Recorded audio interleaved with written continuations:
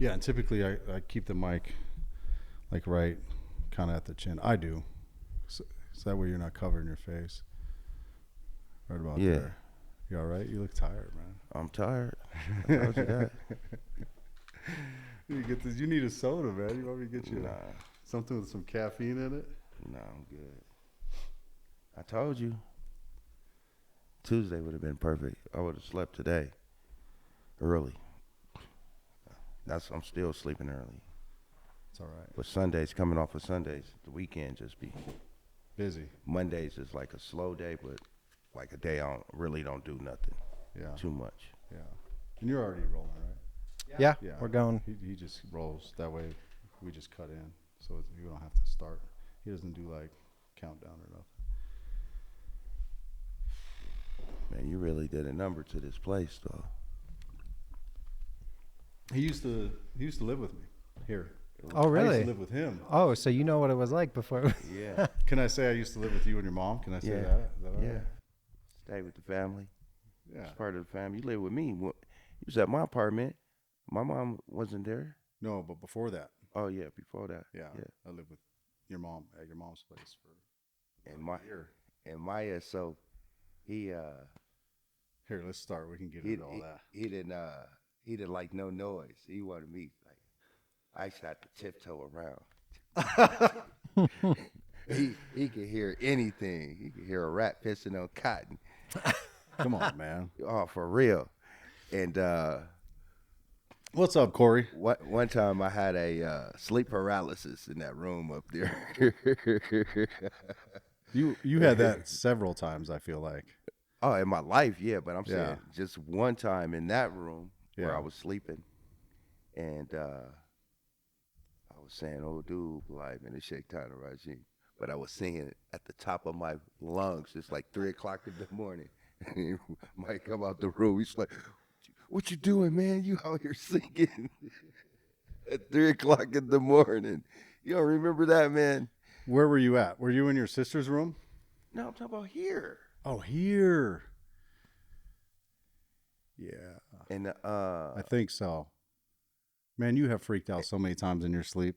No, I ain't never freaked out like nah. Not like that. No. Nah. No. I'm saying. But you'll jump up. Nah. No. Yeah. Nah, that wasn't me. That's somebody else. No. I sleep good, but that night it was just so funny because I guess I was saying that in the paralysis, and it actually once I was able to it come out, it was so projected and loud. Yeah. It just woke him up. He flipped out, and I didn't know what was going on. I was like, "What you talking about, man?" Yeah. It's like you in here singing. I don't remember you singing, but I remember you freaking out or something. Nah, I wasn't freaking Well, out. you got stuck while you were sleeping. Yeah. And I was saying, I seek refuge, but I was saying in Arabic out loud. Yeah. No, I remember that. I thought when I say freaked out, I mean you were kind of. Yeah, that was very funny. A little worked up over it. Yeah. You was worked up. Yeah. You couldn't believe it. I was fine, man. How long do you have? What time? Hey, man, I told you. Let's get it. Okay. Yeah. What's up, Khouri? Oh, man, not much. Otherwise known as C1. Tell them about that. C1 of Foodchain. Yeah. C1 of Foodchain. Yeah. I seen another C1 out there floating around. What is that? Some young guy. That's a fake guy. I don't know who that is. Uh-oh. We don't want no drama here on this show. Yeah. On this podcast. It's My not a name show. is trademarked. Trademarked? Yeah. Is it registered? Yeah, it's registered. Nice. C1 of Foodchain. Yeah. Yeah, I got songs publishing. No, for sure. I know that. Yeah. I just didn't know how that works with the names. Yeah. There's no C1 of Foodchain. Like, there's a billion C1s, Yeah. There's not one guy. I seen one guy who's just kind of, I seen him more than the other ones. But there was, I've seen a few. Yep. I'm the real C1 of Foodchain. Yeah. Your first C1 I ever knew. So, of course, I've known you for like 30 years, so. Yeah, that's what, he making that up, y'all. Making up what? 30 years. We're not even 30 years old. No, man. since we were born. Right? Okay. Man, what's been going on with you, man? Man, just the life, working and working on this new house project, tech house project. I always like house music. Mm-hmm. So I start building a set. So that's really taking a lot of my time right now. Trying to get that built and push this first single out. My first release that I produce, and not just my vocals on it. Yeah, where are you building that at? At home. Oh, what is the set? It's just to be like a 90-minute set of all original music. Oh, by set you mean music? Yeah. Okay. House music. Techno. Yeah. Yeah, I remember. What were we, like 16, 17? Used to just spin records. Yeah, that was like 18, 19. Yeah. I used to sit there for hours. Oh, yeah, it's fun. I still do it. I could be there for hours. I could leave and go do something, come back, go to sleep, whatever. You'd still be spinning. Yeah. Remember we used to go buy records? Yeah. Spent so much money on records. Oh, my God. You have any of those old ones?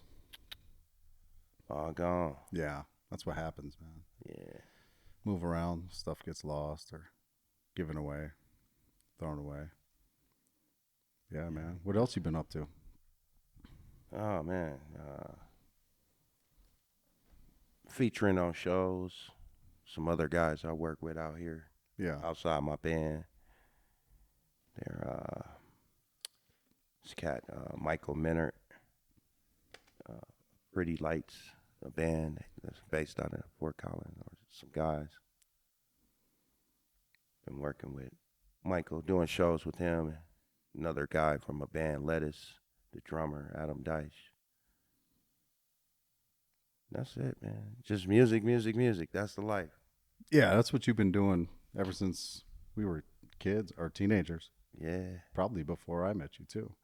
Oh, yeah. Yeah. What about how's Foodchain doing? What are they up to these days? Foodchain doing good. Everybody doing their own little thing, Had to do some solo stuff, some individual stuff. All the guys are at it. Everybody's still active in their own lane. Yeah. We are working on album number 6, but it's been a little process. It's like we all scattered now, LA, Phoenix, Denver.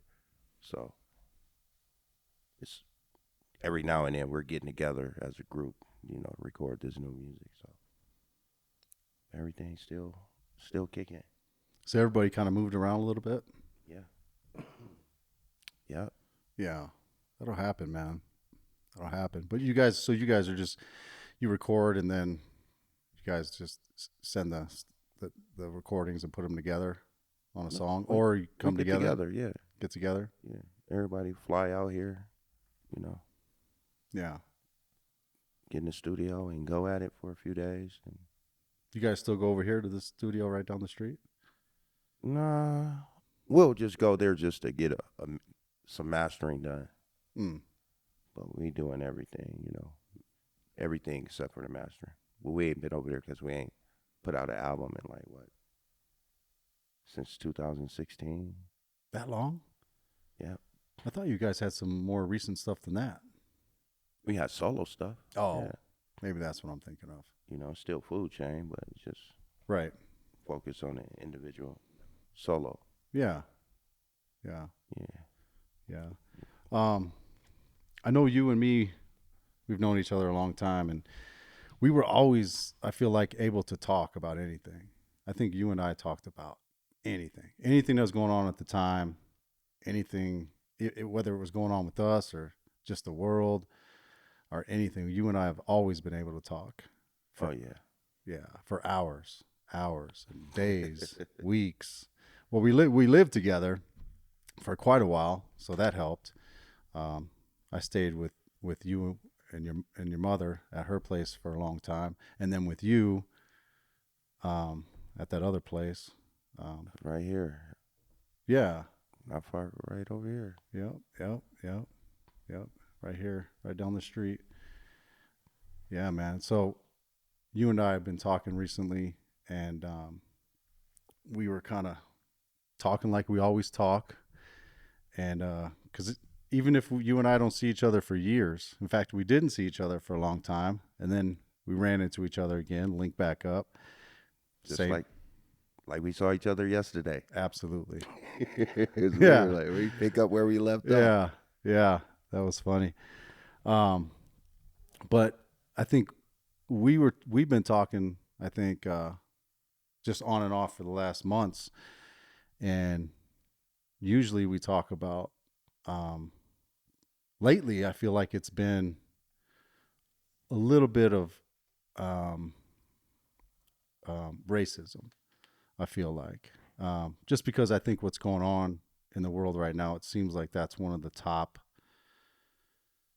things, the top issues that kind of been floating around in the news and just kind of around. I have my opinions on why that is. I know you and I have talked. You have some similar opinions, but then also some different opinions. But yeah, man, let's get into it. Yeah. Let's get crazy. For anybody who's watching. It's a disease, man. Yeah, for sure. But I want to say before we start, for anybody who's watching, listen, if you don't like what I say or you don't like what Khouri says, all I can tell you to answer how you feel about something that he may say or I may say is that if we don't have these conversations, we're never going to fix any of these issues that everybody says exist. And I agree. It does exist. And there are some issues that still need to be dealt with. So please don't crucify us. If anything, even if you don't like what we're saying, be happy that we're at least having the conversation, because that's the first step. I think Dave Chappelle said it in one of his specials. I don't know if it was The Closer or another one, but he spoke to that to some effect. He was talking about, I think, the LGBT community, and he said something to the effect, and I'm not going to quote it word for word, but he said something like, until we can talk about these issues, we can't get anywhere on these issues. And he said something to the effect that, I don't know. Let me just stop there because I don't remember word for word. But when he said that, it resonated with me because it's true. If you cannot talk about issues, you cannot get anywhere. So I just want to say that before we talk. Khouri and me are not a bad guy. Don't judge us for something we say. We're just having a conversation, which all of you should do yourselves. Right. Sorry. I know that was a little drawn out, but all right. Just people just hate, man. They just got, if you want to talk about something, they just don't want you to talk about it, but they want you to fix the problem. Right. That's the problem. That's part of the problem. People don't want to talk about it. Why do you think that is? It's learned behavior. It's like, it's like, I can even recall my mom, don't talk about religion or politics. Why not? Well, she comes from a older generation. I remember she was like that. I understand. So me too. That's why I say it's learned behavior. Yeah, right. You know what I'm saying? So, and racism is learned behavior too, because babies don't come out racist. No. It's funny, man. I was telling, and I'm not going to be that white guy. Oh my Lord, please don't do this. But I was telling one of my coworkers today, because I was telling him I was going to do this podcast. And I was telling him how growing up on the East Coast, like everybody in my house was brown. My sisters are half, they're half Hispanic, but my stepdad, he was really dark. And my cousins from that side of the family were all dark. And so I grew up in a house that had darker people, white people. Even, my cousins on my mom's side, they were all white. So when I go to school, at the time that was Connecticut. When I go to school, I'm trying to play with all the kids. I'm playing with the white kids, the black kids, Puerto Rican kids, and the black kids would they didn't want me around them. They're like, who is this crazy white kid? They're looking at me like, get away from me, And I mean, I got in fights. I got, you know, with the black kids a lot. And I was just I didn't know any better. So I was born, right? Like you said, that's what was in my environment. The world, when I went out into the world and I went to school, when I went to elementary school, that's when I learned, man, that some people don't like me. And that's when I learned that some people don't like black people. And I was just like learning that. That's what you were saying. Yeah. Sorry. I just wanted to share that. Oh, yeah. Imagine me, man. I came from Milwaukee. Yeah. You know, one of the most segregated cities in the States, and been that way for hundreds of years, you know, Yeah. for a long time. Aren't they still a little segregated? It's still the most segregated city in the States, I believe. Yeah. I got a fun fact for you, but I was going to share it with you later. But then About Milwaukee. To come from there to Green Mountain, Lakewood, Colorado, and went overnight. Wow. Isn't that like 90? It was like a whoa. Was that like 95% white? Yeah. Yeah. More than 95%. 99%. 99? So Yeah. you came from Milwaukee Yeah. to what grade at Green Mountain? I was a freshman. Wow. My second semester, second semester of freshman year. Nothing against Green Mountain High School. Shout out to Green Mountain High School. It's a culture shock for you. Oh, yeah. Yeah. It was out of control. Yeah. Wow. You know, I was just, you know, it was just crazy. Everybody, all eyes was on me. Yeah. Literally. Yeah. Everywhere I went, somebody was, who is that? Yeah. Straight from Milwaukee. Like, they'd be like, hey, can I touch your hair? No like, way. Like I wasn't a real person. Like I'm human. I've heard about that, but I've never seen that. Like nobody For around me sure. has ever asked to touch somebody's Man, hair, yeah. but I've heard about There that. was so much going on, like, you know, like, because it was shelter life up there in Green Mountain, you know. It's from my understanding, they weren't interacting with non-whites on a daily basis. So only thing they seen of black people was on TV, music videos and TV shows or whatever, sports, but not real people. But you did all right up there, right? You had a lot of friends. Oh yeah, because you know, I know. You know how to navigate. Yeah, navigate, and I never had none of that hatred in my heart. You know what I'm saying? So it was easy to just blow it off. You know what I'm saying? It was happening, but even the Lakewood Police Department, like, they're telling me, Khouri, you look like a fish out of water. Like, oh yeah, fuck you too. No. Oh man, Straight up. I think some of that can probably be because I know your mom really well, and some of that can probably be attributed to your mom. I'm sure she raised you like that, you know, to Oh yeah. you know, to be open minded. Yeah, I had, like, even in Milwaukee, like, middle school, starting high school, I had white friends. It was everybody, you know what I'm saying? Yeah. But the racism there was, like, more open. Like, you knew who was a racist. Where? In Milwaukee. Oh. You know, they was more upfront with it. As of came out here, they smile in your face. Yeah. And then it's like, I can't say these words on here, huh? You can say whatever you want, man. And then behind your back is nigga, nigga, nigga. Yeah. You know? And then you hear about that. Then you hear about it. Like, oh, man, I Yeah. didn't think he was like that. Oh, yeah, he was. Yeah, if that was like elementary school, you know, like little kids, like 6 to 10 years old, you can kind of understand and maybe they're just feeling their way out. But once you get into high school, then you know it's they mean it. But for us, though, we were young adults. You know, we already, you know, middle school. For us, we was like little adults. Yeah, the for way sure. the life that we lived, we grew up fast. Yeah. You know what I'm saying? Like 9, 10 years old, we were adults. Yeah. We can go in the store and buy a beer and, Yeah. you know, at 10 years old. Oh yeah. Oh yeah. My kids, I stopped telling my kids my life story at 12. And they want to hear 13 and I said nope. I said not until you're 5 years older than I was at the age I'm going to tell you about. So I won't tell you about 13 until you are both at least 18. I just can't do it, man. Yeah. Because they look up to me. I'm their superhero. And they'll want to do that too. Oh, man. Yeah. Yeah. No, I can't even talk about it. Just my cousin. 5 years from now, I can talk about my cousin, my best cousin, he's dealing with that now because my mom brought him from Milwaukee and brought him to Colorado for a year. He only lasted a year at Green Mountain, Kali. But him telling his sons about it, one of them came out here. He done moved out here. He's following Kali's footsteps. Kali had mentioned so much fun, how much fun he had in Colorado that his son, like, I got to go to Colorado. And he's here right now.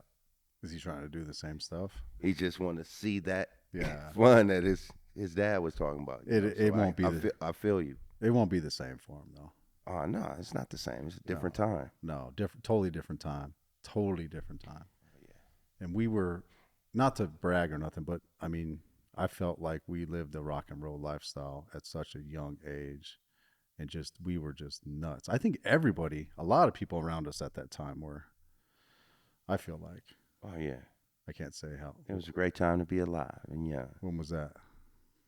It was. It was the golden era. No, I was saying, what era was that? Like kids today, they don't even go outside. It's totally different lifestyle than what we had. Like I look at my nieces and nephews and like, I can't imagine y'all drinking no beer. Yeah. Even my nephew, he just turned 21. He'll be 21. I can't imagine him drinking no beer. Right. Yeah, at 21. At 21. When you can legally drink it. Right. Yeah. You still look at it. We were kids and we was tore down. Yeah. 13, they introduced us, came out here to Colorado. They had pony kegs. I was only 13 years old, going to these parties, pony kegs. How much beer you can drink? Man, I left the East Coast and I went to California at 12. And my dad didn't give a damn what I did. Nothing. It's totally unsupervised, running the streets, San Francisco, Oakland, a little bit in Sacramento. Further up north, we used to go party up north in some college towns. You know how it is. Yeah. And man, it was wild. I've never lived like that. And until you and me linked up here, and I think we kind of did the same stuff. But as a whole, I never really seen that, for the most part. But yeah, my mom, she just was working all the time. It wasn't that. Yeah. We weren't unsupervised, but it was normal. Like, kids drinking. When we came up, kids drinking. It wasn't nothing. Milwaukee, Brew City. Well, it's hard for a single mom. Even if a mom is a good mom, it's still hard, especially with boys. Super hard. I got a racist story to tell you. Yeah. Since we on that, my mom, she was working all the time, and like I just said, my cousin came out here for a year, and we're living in Green Mountain. So the community or the neighbors, they never see my mom. They just see me and my cousin and my sisters, And one night, we thought it was these chicks trying to TP us. It's like, that was a little thing they was doing throw here. The toilet paper And stuff. Yeah. So we gonna go. We gonna sneak up on. We hear somebody creeping outside, and so we gonna sneak. And we thought that it was some chicks trying to TP us. And we sneak outside, and we go out there, man. The whole Lakewood Police Department. They in the backyard. They on the house. They got the blocks all blocked off. Talking about we drug dealers. Just out of nowhere. Out of nowhere. We thought it was some chicks trying to TP us. And my mom just happened to be out of town, because she worked with the government, so she had to travel a little bit. But we were old enough to take care of my sisters, And Lolo was with us. Remember my aunt Lolo? Yeah. Lolo was there with us. And they tried to get have the neighbors sign something to get us kicked off the block, talking about we were drug dealers. But my aunt would not let the sheriff in the house, and somehow my mom got to communicate with those folks, and they never bothered us again. Yeah, I mean, she ripped them dudes yeah, a big one, man, yeah. and that was very racist. Yeah, You know, like because we was the only black people. Do you think? Go ahead. Sorry. Ishmael family lived like around, not too far away. That was way before he even came to America. But they didn't consider them like us. Yeah, you know what I'm saying? Yeah, they definitely. There was more foreigners. Yeah, I definitely see a difference in the way that Africans are perceived versus African Americans sometimes. And there ain't no such thing, no African American. Break it down, man. What the hell? How we gonna be? Yeah. We went from Negroes to colored to African American. It's all it's all part of the racist plan of this nation. I'm sorry, it's built on racism. You know, it's woven in the fabric. You know, got to get rid of the fabric. There's definitely some of that in there, yeah, for sure. In our fabric, and the big thing is it's been this. They done spent trillions of dollars and did horrendous things for us not to have no identity. You know what I'm saying? As long as we walking around here calling ourselves African American, and like these dumbass niggas, they still don't know who they is. What do you think? So when you say the term African American is still keeping that connotation, how so? It's racist. Yeah. Well, I mean, you have Italian Americans, Irish Americans. Right, but we not African. Yeah, you come from different countries. Yeah. Yeah, Africa's a continent. Yeah. It's like something they made up. It's a continent. Yeah. You know what I'm saying? I understand the argument. I just want to see where you were coming from with that. Yeah. How we going to be a continent? Yeah. It's hard, right? It's hard because a lot of Obama didn't identify as no African American. No. He identified as a Kenyan American. Right. Right. You know? Yeah. Because he had that luxury, right? Right. A lot of Americans. No. He just had he knew where he came from. Right. That's where I was going with. As long as we don't know where we come from, we don't know where we're going. Yeah. You know. Yeah. And again, you know, it's so what do you part do? of this. So what do you do about that? Like establish that this is not me. Yeah. I'm not your African American. If you want to break it down, what's my nationality? I will be an Israelite. Okay. You know, that's my nationality. But that's you in particular. Descendant of the tribe of Judah. All of us over here. All of them. No matter where they came from. Yeah, no matter where. Because, again, like what people don't know, transatlantic slave trade, is that they didn't go after Africans or go after they went after a specific people, a specific tribe. That's where we all come from. That tribe. There's no other tribes? Well, others got mixed in that, but though it's been throughout the history issue with this tribe, tribe of Judah. Man, this is how we talk. We start talking about something, and we just go. We can just go anyway. That's how we get. Yeah. That's how we do it. And so this is a big.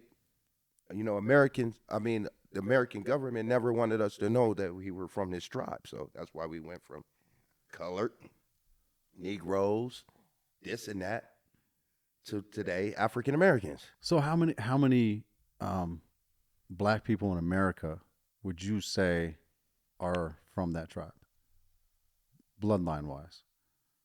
The majority. The majority. Yeah. Like me, I got last name Childs. Ain't no African name. Ain't no Judean last name Childs. That's an Irish last name. Whoever bears the name of the oppressor. Oh, of course. That's most of. We run around here still. That's why you think Malcolm X. X. For sure. For sure. That's why we becoming Muslim, you get a new name. Yeah. To break those chains. Like, again,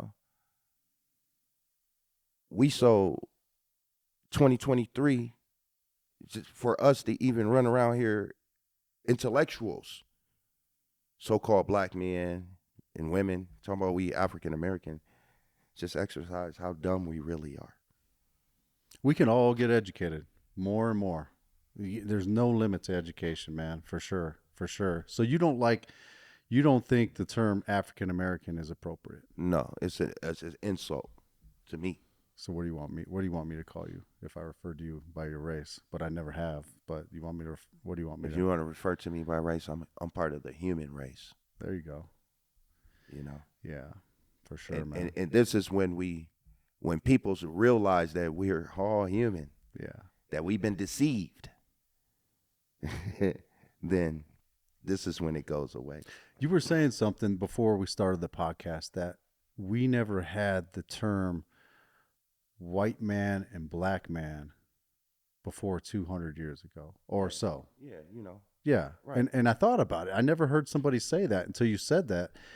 But when you said it, I thought about it because you're right. We had, this is a English man, or this is a, Dutch man, or yeah, this is a Nubian man, or yeah, they did that. That's part of the racist.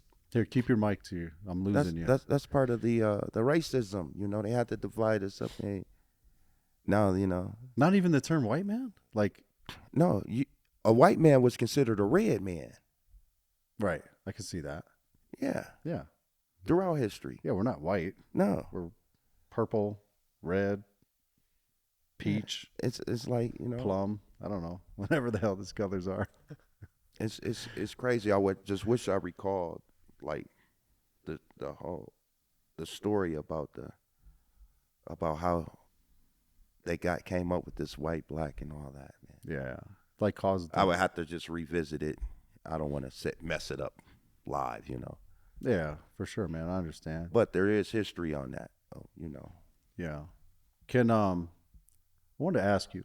I got a few things to ask you. I'm just trying to see how to.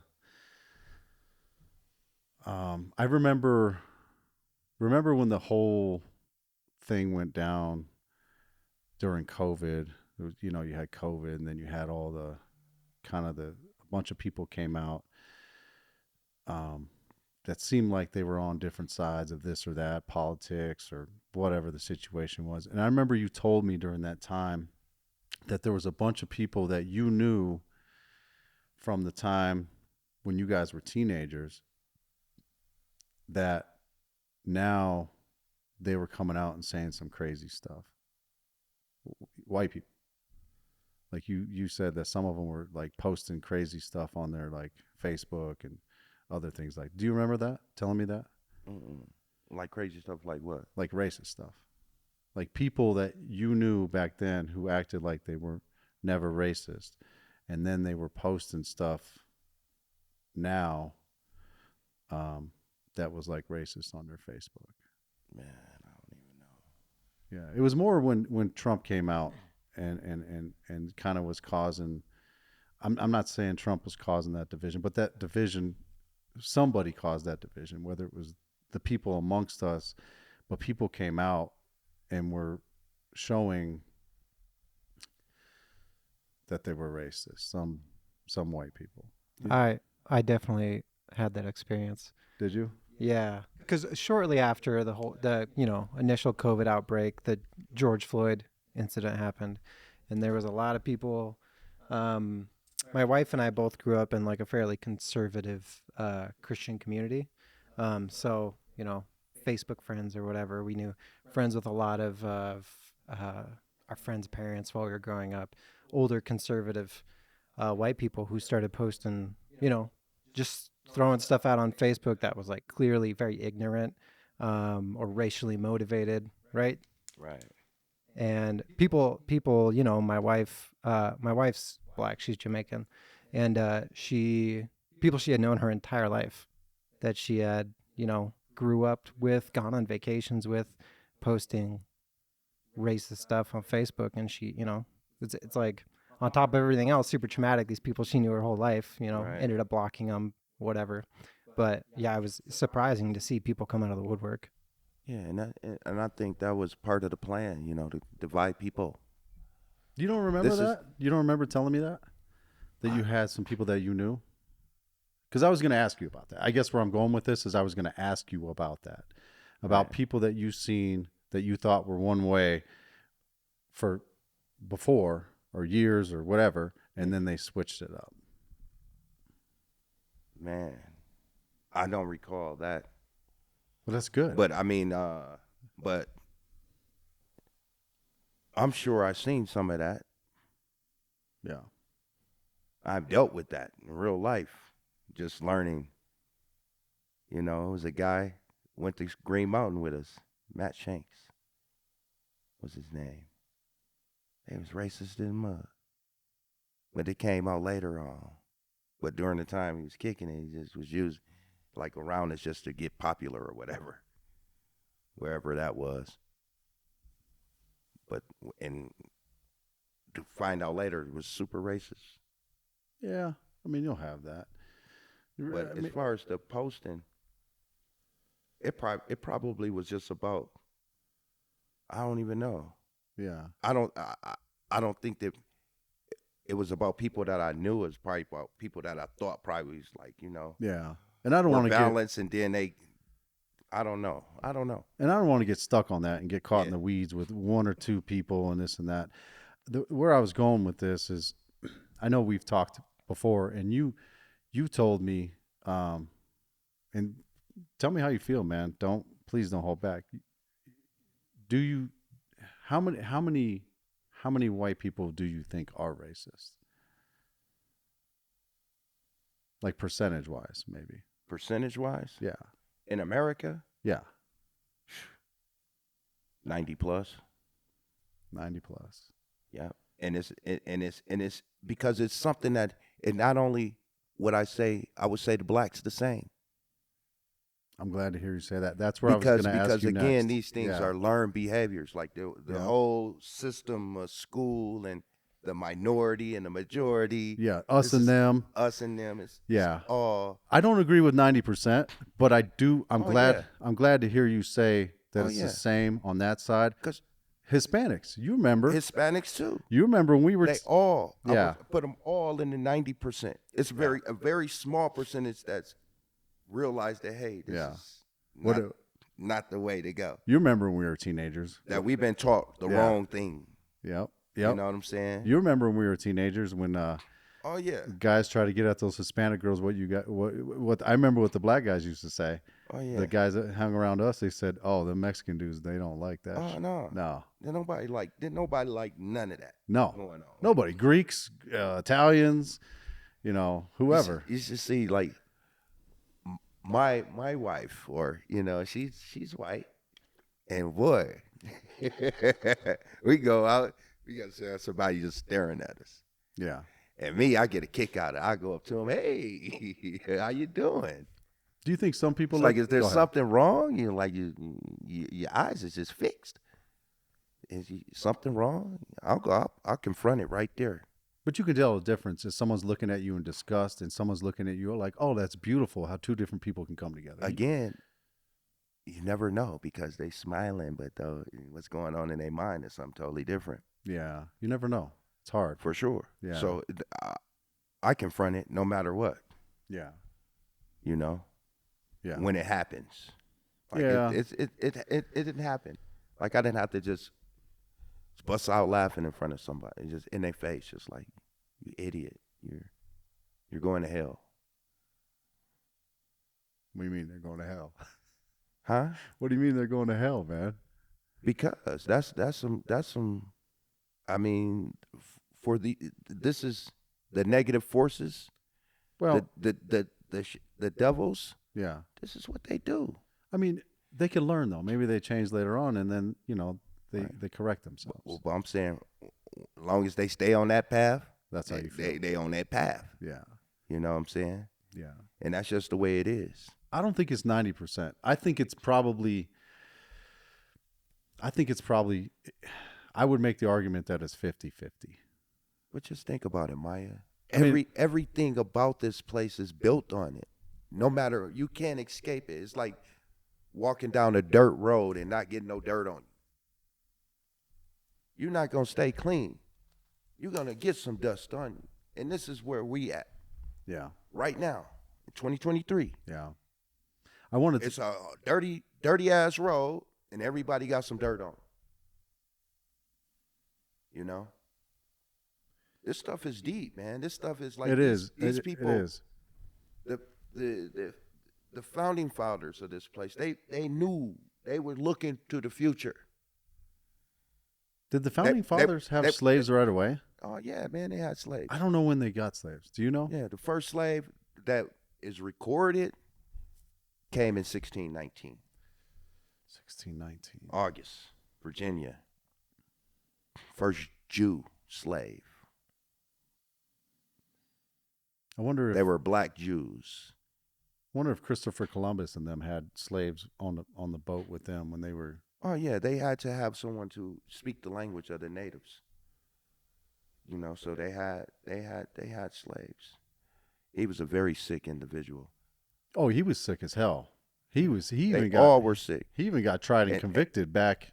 I think was that in Spain? He got tried and convicted, or was that in England? I forget. He got tried and convicted for all the crazy stuff he did.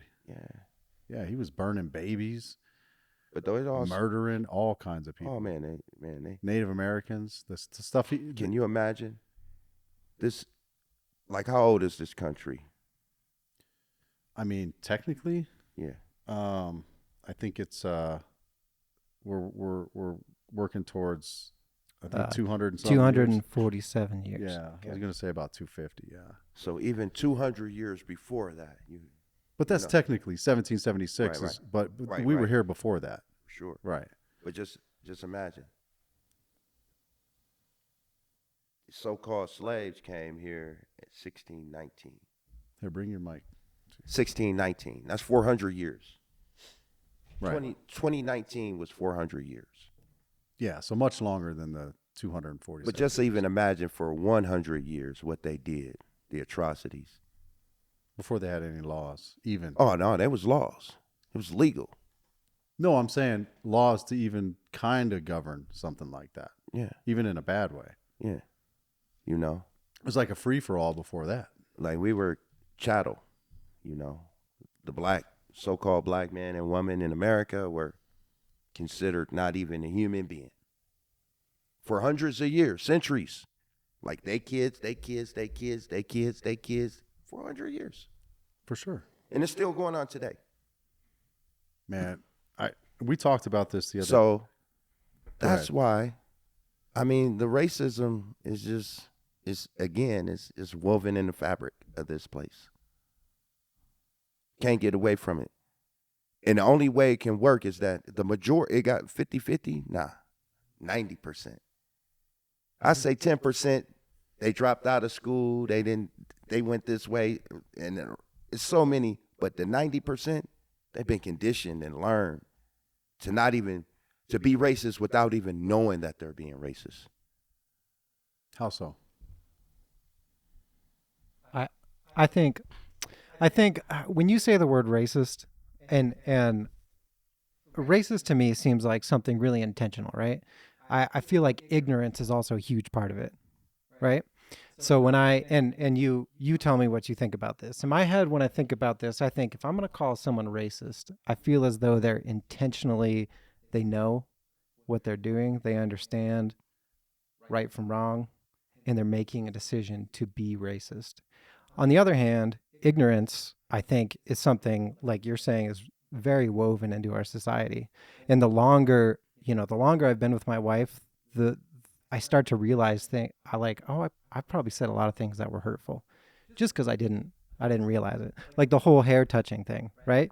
I don't know. I don't think I ever said that, but right. I can understand, like my wife's hair actually for me was kind of a lesson in ignorance. Because I had no clue. My hair, I wash it and I dry it and I just let it go and do whatever. And she can't do that, right? The first time I pushed her in a pool, I got slapped. You can't mess up that ear. You can't do that, right? Right. And just recently, she looks at me and she goes, I don't care what you have to say about it, but I'm gonna go get my hair done next week and it's going to be expensive. And at this point I say, yeah, you pay what you need to for your hair. Cause I know it's a thing. Right. And I don't understand. But until we got married and even like 2-3 years into our marriage, I didn't understand that. And I probably did something or said something previous to that could have been hurtful just because I didn't realize what was going on. Know. Yeah. And I think I understand. I think the way I interpret when you say like 90% of people are racist, the dirt gets on you, is that I didn't grow up around a lot of black people. I grew up here in Denver, in like South Denver, and we only 12% throughout this whole state. Or even less. Yeah, I think 12% is what I saw last, and I think my high school, I went to a small private high school, and there was like 3 black kids in the whole high school. So there's a lot of stuff that, like, as I got older, I realized, oh, I didn't even know I didn't even know. Mm-hmm. And that's exactly what I mean. Like, even for me, like I personally, I try to get out of the white guy, black guy, because that is racist in itself. But Michael made a great point. Most definitely. Made a great point. So would you say that out of that 90%, is there a percentage of that could be ignorance and not necessarily just like hardcore racism? Again, whether it's intentional or unintentional, it's just so much woven into the fabric that everybody got some dirt on them. Yeah. So I would say the majority, it's ignorance too. Mm-hmm.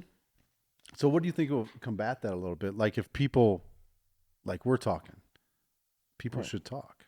Yeah, communication is key. Yeah. And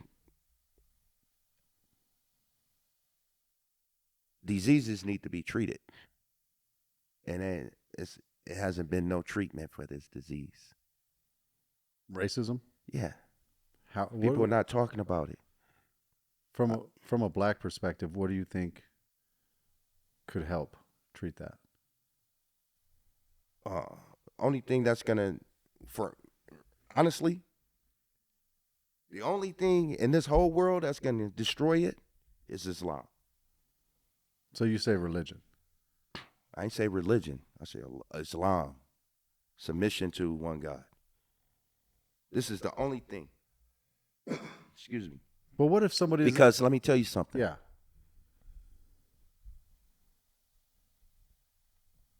According to my belief, according to Islam, the shaitan or the Satan was the first racist. He was the first one to commit this act of racism when he told God that, hey, I'm not going to prostrate or show obeisance to this human because I'm better than him. He was created out of dirt. I was created out of fire. So this is the first racism that we know about. And now we see it in this world. It's just woven in this world. A lot of people are deceived. And so the only way to fix it is submit to one God. Otherwise, it's going to just continue on. But there's racist Muslims even. Look, I know some Arabs that are racist against whites. I know, but those and blacks. Did you just hear what I said? Yeah. No, they not submitting because so to truly submit, right. Because What about an atheist? Somebody who doesn't believe in God but is a good person. What good is that gonna do in hell? Well, that aside, that's because people would debate that, right? People would debate. Well, they can debate it all they want, but that doesn't help the racism here and now that we're living with on this planet. Well, again, you asked me what would be the solution, and that goes for the atheist, for this person, for that person, whoever. That's the only thing that's gonna knock this out. But surely there's atheists that are not racist, right? Has to be. for sure. Like there's atheists that are going to watch this podcast and be like, I'm not a racist. Right. Maybe there's a, Right. But maybe they need to look a little closer. Are they not a racist? I don't know no atheists. Be honest with you, I really don't know any atheists, so I can't speak on them. There's a lot more atheists these days than there used to be. For sure. Yeah. Why though? That's another question. I mean, a whole nother. It is 2-hour long podcast. It is. I don't agree that atheists are racist or cannot. But for me, be racist. That's the only way I see it being abolished. Completely. Where, humans are humans. So in the meantime, until everybody believes in one God. No, this is the life. This is this world, It's not a perfect world. You know what I'm saying? It's not perfect. So we're going to have these ups and downs and lefts and rights, you know what I'm saying? Yeah. Positive and negatives. Yeah. Yeah, I don't know if you listen to my first podcast with Natalie Cruz. She talks about that. Because we were talking about evil dictators and why do people, you have these people, where do these people come from and why do they exist? She said you have to have that. You have to have that balance. Yeah, that's just the way the universe is. For sure. So no matter what, you have to have that. Right. So we even have to have racism by that same logic. Nope. We don't. This is how not? If we have to have the negative and the positive. Right. But I'm saying this is coming from the negative forces, though. Again, like Iblis or Satan was the first racist. So whoever following in those footsteps. Yeah. You know what I'm saying? But aren't you always going to have that if Satan always exists and God always exists? He ain't always existed, though. Right. You know what I'm saying? Iblis didn't always, he was created. He didn't always exist. Right. And he gonna die. He got an expiration date too. But that's what this is all about. You know what I'm saying? You have some that follow in the footsteps of that role model, and then some that follow in the footsteps of the ones who were sent to remind us of why we here. So if Satan doesn't cease to exist for the next 1,000 years, it's going to be racism. There's going to be racism. For sure, because people are going to always follow in his footsteps. He's always there. Always there. Whispering in your ear. For sure. Man. And see, now you're not giving me much hope, Khouri. And now, because this world is doomed. Yeah. And not only that, these powerful leaders, they've actually made contact with these shaitans. They actually communicating with them. Well, that's a whole nother thing, man. So and now you got some real. See, I told you, Khouri and me, we can go off. Now you got some real racism going on because they're listening to the original racists. Yeah. And they just carrying out the instructions that he's giving them. It's crazy, man. So the way you're saying it, it's just it's honestly a little bit hopeless. At least it feels that way. It is, especially here in America, because you can go, like I have friends from different parts of the world, but it's racist, but it's not like here. Ain't nowhere on the planet have people been oppressed for 400 years that we know about in history. Nowhere in history. Yeah, there's places. Where? For 400 years, Maya? Well, okay. Well, let me just go through them. I mean, Palestine has been oppressed for, I think, since 1948. Yeah, 1948. Yeah. Okay. How long? Yeah, okay. Right. That's going on, what is that, 71 years? But still, though. 71 years. Even, you mentioned that. South Africa. It don't compare. Let me tell you something. America right now, or she's falling off, but she's been the most powerful nation on the planet. Would you agree with me? Yeah, there's always one. There's always one superpower on the planet, or a couple of them. America and England. These two,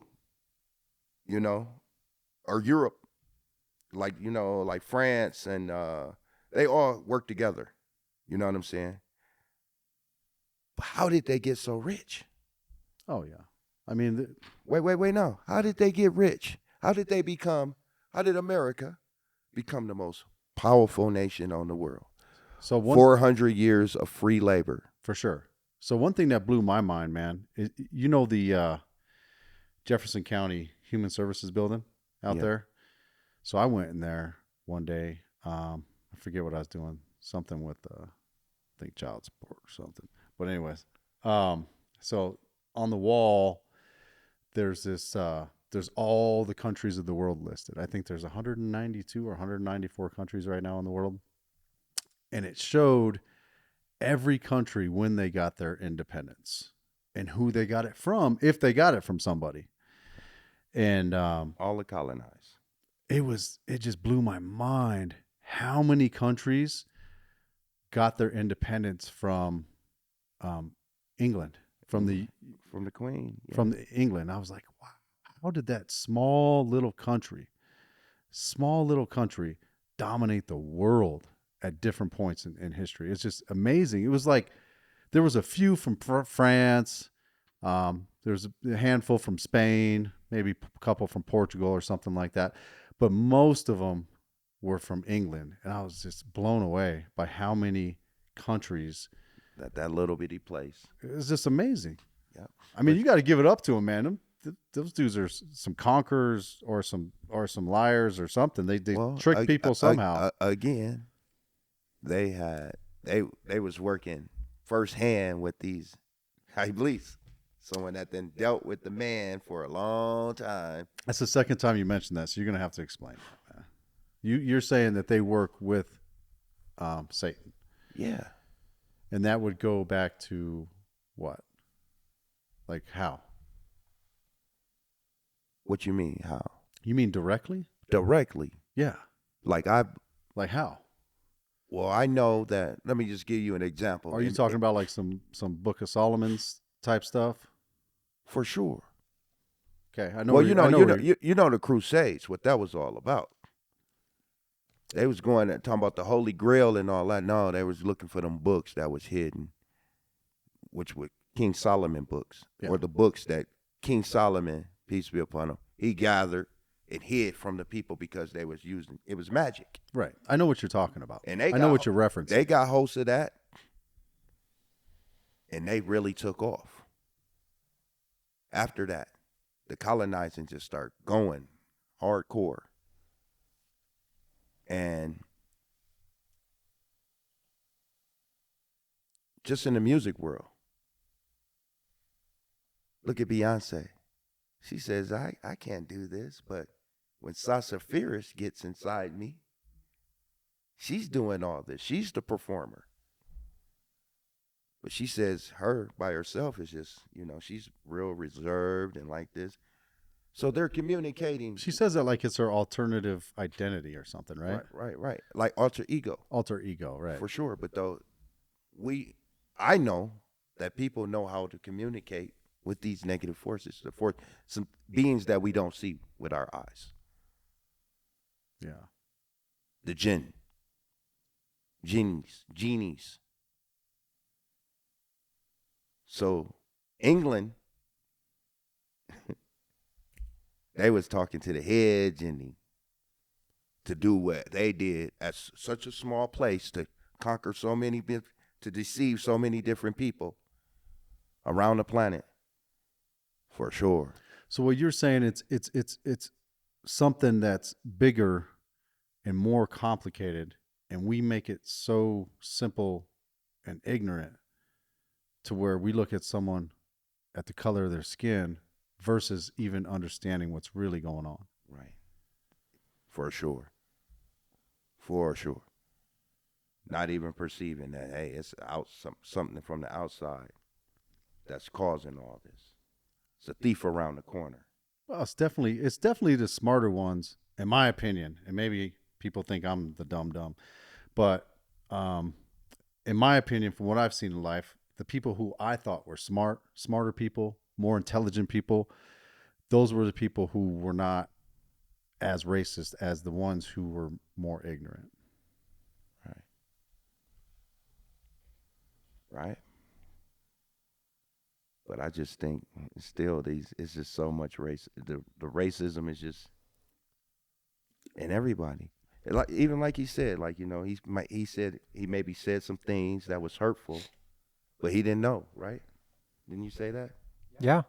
Yeah, absolutely. You know? I think it's like, you know, there's, you know, you talked about Milwaukee being segregated. There's still a level of segregation every area of our country. Oh, and I yeah. think until you sit down and have long conversations like this type of format, talk with somebody, it's all about life experiences. I think, like, if I don't understand where you're coming from, Right, I'm going to say things to you that are racist or perceived as racist, that are ignorant. right. And there's no chance of me not saying that if I don't have a real conversation with you and know where you're coming from. Right. Think about Khouri, though. I've never seen anything, and I've been around a lot of black people in my life, from the East Coast to the West Coast, Texas, not so much here in Colorado, but, and I can say that I can't think of a comment that you've ever made that is anything off key that's like has to do with anything like that. Like even somebody else, even if it's like we had tons of friends that were from all kinds of all over, and you may joke with them a little bit, just them personally, about their personality, because they may do some goofy things, but you never made it about where they were from or anything that they were. Yeah. I can't think of a time. Always, you know, judge people on their character, you know, how they are. You know, it's not about like even though I had some Arab friends, I know they was racist. I had to tell them, like, man, you being racist. Like, you're the last person to be being racist. You know what I'm saying? Well, what you grew up learning, what you know. You're the last person to be racist. And they're very mixed. Arabs are very mixed. They were the trading capital of the world. So all the other countries were coming through their area, and there was so much mixing going on. So you think people that mixed. But though they just think it's so sick that they racist against black people too.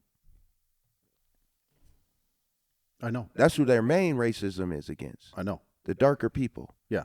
But then just think. Yeah. The Saudi Arabia or Mecca was established by a black woman, but they still racist.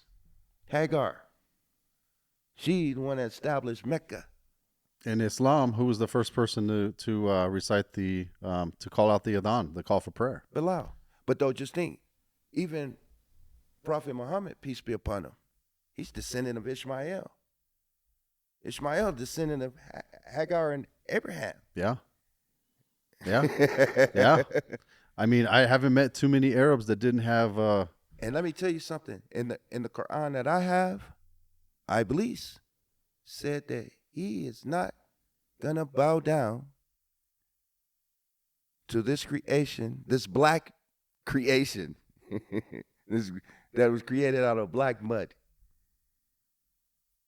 He used those words. Yeah, I don't think anybody who thinks Adam, Moses, Noah, Jesus, any of these people were white is nuts. But they really do. They weren't. Like my grandparents, like my father was a pastor. Yeah. When you walk in their house, they got the Last Supper. Like I went to go visit my aunt. She'll be 98 in July. A couple years ago, I was there for her 96th birthday. And I haven't been down there in a while, since as an adult. I was down there I guess as an adult. but I ain't never spent this much time. And I'm walking through the house, and I'm like, Where's that at? This is Arkansas, very rural place, and population 100. That's where my dad from. You know, my family pretty much owned this is their city. You know, the old big old great cemetery and all this. But I'm walking around the house, and it's just white Jesus everywhere. I'm like, Auntie, who's this white man you got these pictures of? She didn't like that. Yeah. Even today. Yeah. Man, we were doing some work at a Mormon church, and they actually have a brown Jesus in their pictures. And I was like, wow. I was like, that's the closest I've seen. Russians too. Orthodox. The Russian Orthodox Oh, yeah? too. Oh, I've never been in a Russian Orthodox The Catholics church. too, but they hide it. Black Madonna. Oh, yeah? They worship a black Mary and black Jesus. Really? The Catholics, yeah. Like the Pope. For sure. I didn't know that. Oh, yeah. That's interesting. I'll have to look that up. Yeah, you got to check it out. Black Madonna. Yeah. But the Russian Orthodox Church as well. I always thought, and I also thought it was hilarious how the Ku Klux Klan, they would read a Bible, they would pray to Jesus, and they would. They hate white people. I'm like, wait a minute. Do you know the dude that you're praying to? But guess what? Who was the architect, or who came up with the Klan? I don't know. I tell you. Birth of a Nation. Who? Birth of a Nation. What is that? It was a movie, one of the first films. Birth of a Nation. Hollywood. I've never heard of that movie. Yeah. They showed it at the White House.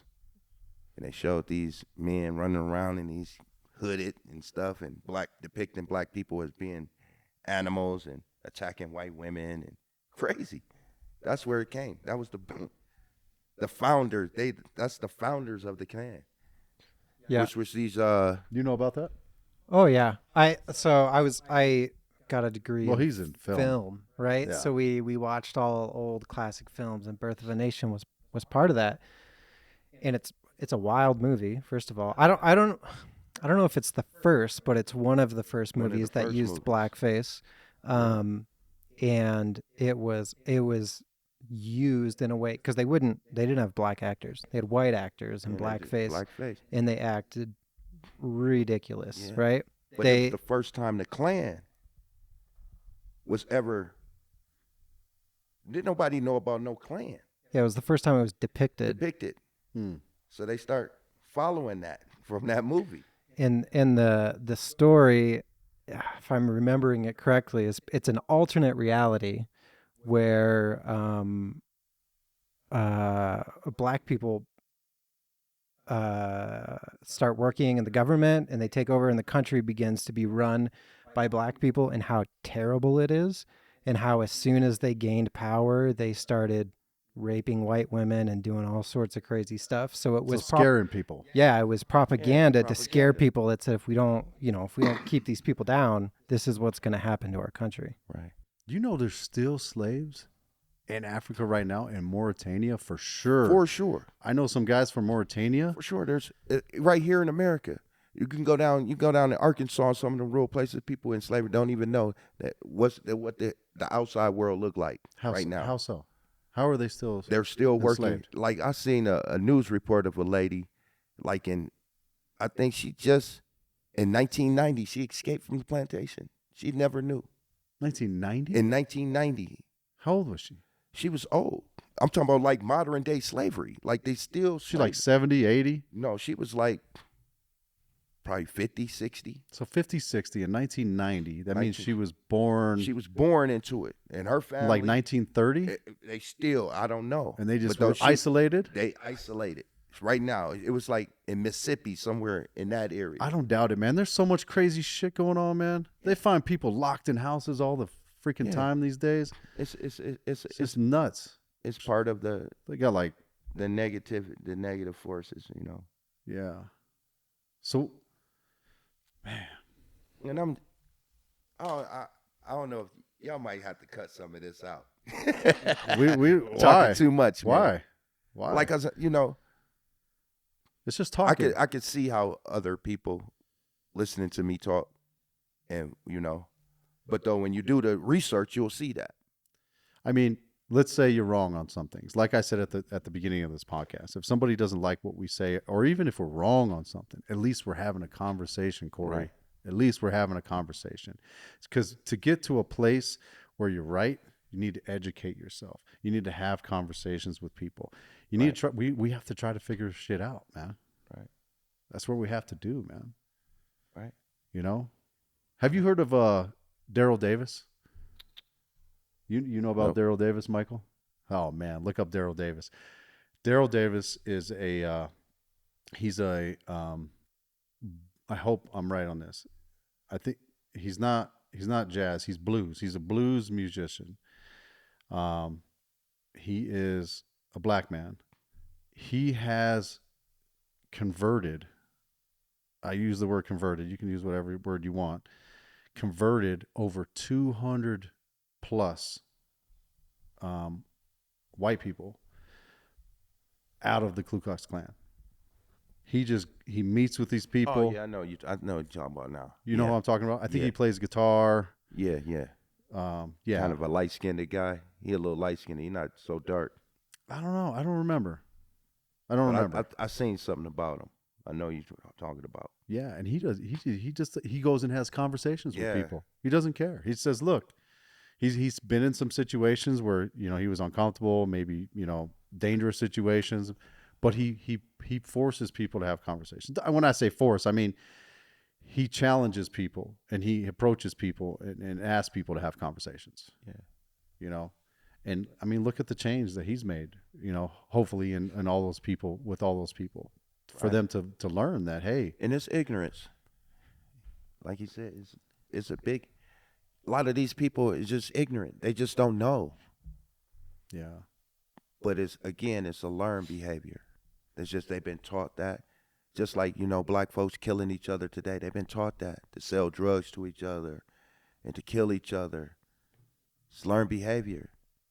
Like, it freaked me out to see see somebody, especially over 40, talking about some blood and cuz and folks and Lord. And I'm like, man, you 40 years old, you still gang banging? Ain't no excuse for that. You know what I'm saying? Yeah. Ignorance ain't there no more. Ain't no excuse for that. Yeah. With no adult. Ain't no excuse for it no more. Ain't no excuse for ignorance. Forgive me. I'm obviously, I'm a white man, obviously. No, you a human. I'm a human. As long as you continue to say you a white man, you participating in the racism. I like that. So I've noticed in because I've been around black people my whole life, man, and I've noticed, to me, it feels like they're not getting in a better situation as a whole. No, because it was never set up for us to be in a better situation. Yeah, you and I talked about this before recently. And you know what I'm saying? And that's, again, that goes back to the fabric of this shit. What advice would you give a young black male these days who maybe, I don't know, man. I know I've been, I've been through a lot of stuff, and I've reset myself. So from a human perspective, you've seen me.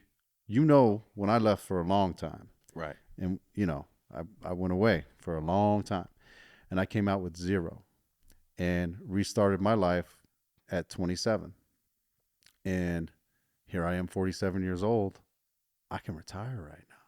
Yeah. But how did I do that? Because it's set up for you. I understand. I do. This is, the same black guy coming out at the same or coming back into the world. It's not the same. Let me tell you something though.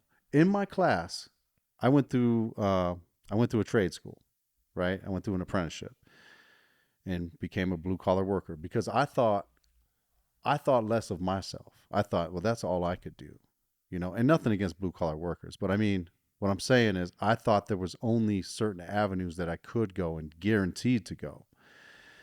And I was insecure for a long time, man. It wasn't even until I was about 40 years old that I thought I belonged in society with everybody else, just even as a human.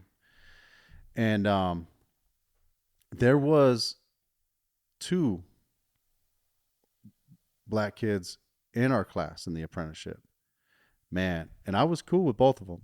And one of them came to school one day and was telling us about how he almost died that weekend because he was sitting on his front porch and some rival gang drove by, shot up the wrong house, this. Same similar situation with the other one, with the black kid that was in our class. And they were good dudes, man. But they were caught up in that and they couldn't break free from that. I'm not going to say they couldn't, but they didn't. They ended up dropping out of the program before the year was even over. And I've never heard from those guys again, man. So there's 2 guys that were there that were in a situation, had the opportunity to go on and make 6 figures because that's what these guys are making now. They're making like 6 figures, even being a plumber or anything out of the trades. A lot of these blue collar workers are making $90,000 to $100,000 now. Right. And they just walked away from it for what? Yeah. But then we have another guy who was you got to keep in mind though. It took 400 years to like for just imagine black people in America for sure. It was against the law for us to read. For sure. For a very long time. Read. So what you expect? There was some other stuff too. What do you expect? We're gonna be dumb, lazy, everything that they say about us, the racists. Why? This is what y'all wanted, I thought. And so it's hard to break from that. Like me, man. I'm like, I thank God I'm here right now. You know why my mom, she made the decision to come out here because she wanted better for me. She didn't want me in that.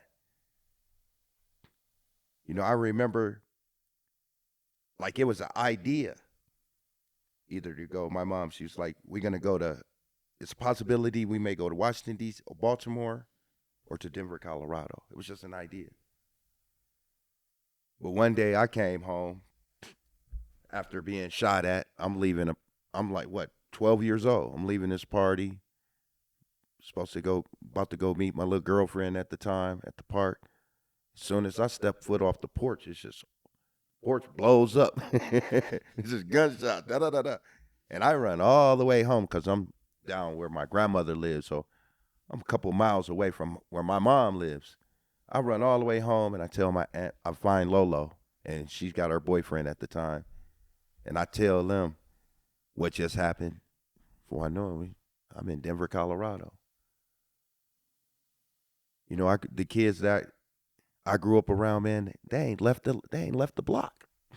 They ain't never been outside the state. Yeah. I forgot what I was saying though. I lost my train of thought on what point I was trying to make. About how it took 400 years. Yeah, for sure. To create this. Yeah. And now I have to deal with it. How do we deal with it? It's I already told you. So forget about white and black. How? I told you. I understand. That's the only way. There ain't no other way. It's that bad. It's that bad that it's only other way. And if that don't happen soon, it's all doomed. It's a doom. It's a wrap. Too much blood. Yeah. In this soil here. Too much innocent blood. Yeah, that's a good point, here. man. It's hard, right? Because I've been in situations where I did something bad or I did some dirt, and then that happened there. And anytime I go around there, I got an uncomfortable feeling. Yeah. I don't want to go back there. Right. I don't want to be there. And there's towns in California I don't want to go back to, you know? Yeah. And even when I go back, I'm like, we just went back. We went back right before COVID in 2019. And my buddy, he when he came over to America, he lived in Fremont. So he was showing me all the places in Fremont and stuff like that.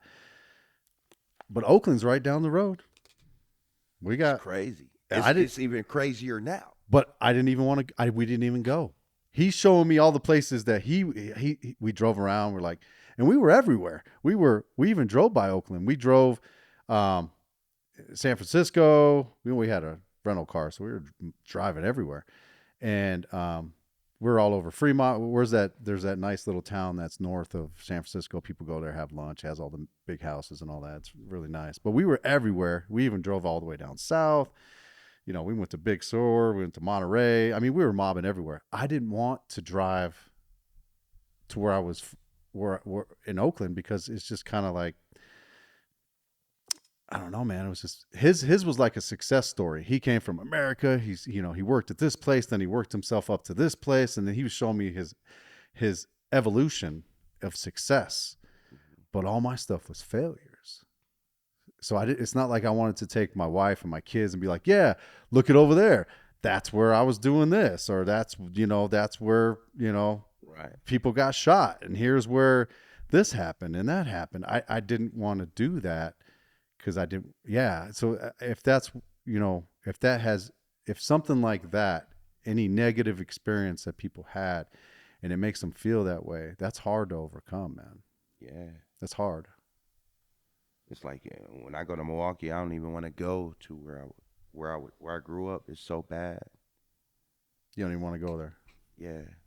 I don't even want to visit. I just drive by. Just kind of look. Just look. Yeah. But I want to go back to something too about this COVID thing too. A little bit everywhere.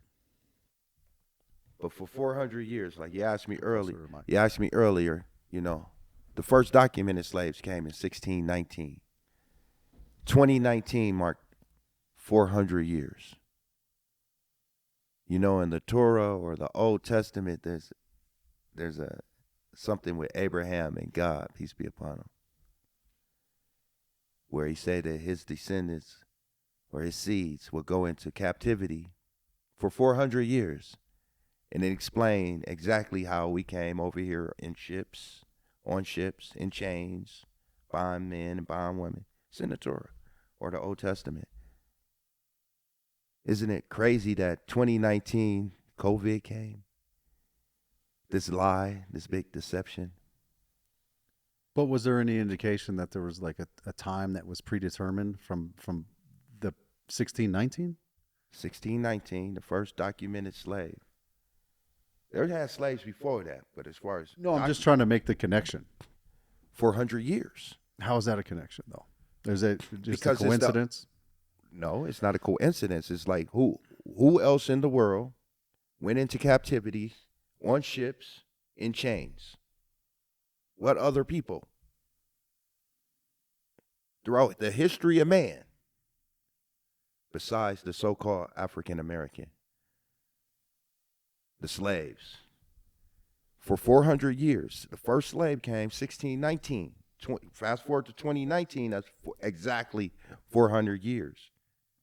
Now, if you continue to read on in this Torah or in the Old Testament about this, that talks about what happens after that 400 years. What happens? So wait, the Torah mentions 400 years that relates to something?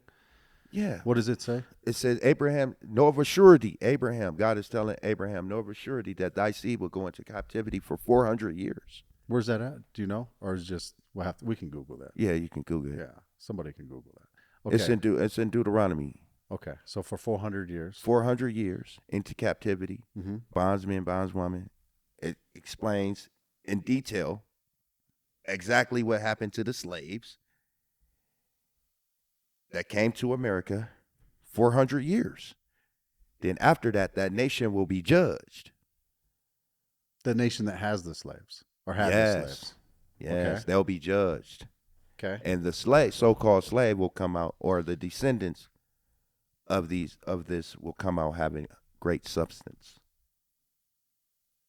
I have to research that. The enemies, they knew, they knew, or the negative forces, they know all this, so they had to come up with something to curve the plan. They knew the time was up. The 400 years is up. Now they waiting on the judgment. See what I'm saying? These nations that took these slaves and scattered them throughout the world through this transatlantic slave trade. Specifically that. Right. I ain't talking about nothing else. This is the transatlantic slave trade. The biggest racism in the history that we know about. Didn't Genghis Khan have like thousands of slaves too? Millions of slaves? Man, come on, man. Do you know over 40 million died in the slave trade alone? There was a bridge of bodies when it was happening, a bridge of bodies from the west coast of Africa to the United States. 40 million just in the slave. Genghis Khan ain't got nothing on that. There wasn't that many people back then. Yeah. No, that's a good point. That's a good point. A lot of people. Hundreds of millions. Yeah. Most people died on the trip over. On the boat ride. I don't want to call it a trip. That's what I said. They attribute 40 million to just that. Yeah. That we know of. Yeah. But it's a big significance what this Bible verse or Torah verse, this prophecy, and 1619 and 2019. All of a sudden, COVID coming out. So to summarize it, man. We everywhere. Yeah, that's how we it's do. All right. That's how we do. We get back. We'll conclude it. You're saying there's no hope at all. The only hope is besides that, the oppressors are destroyed. That is the only hope as long as they're here. Who's the oppressor now? The same oppressor. Is it me? Is it Michael? No, it's the same oppressor.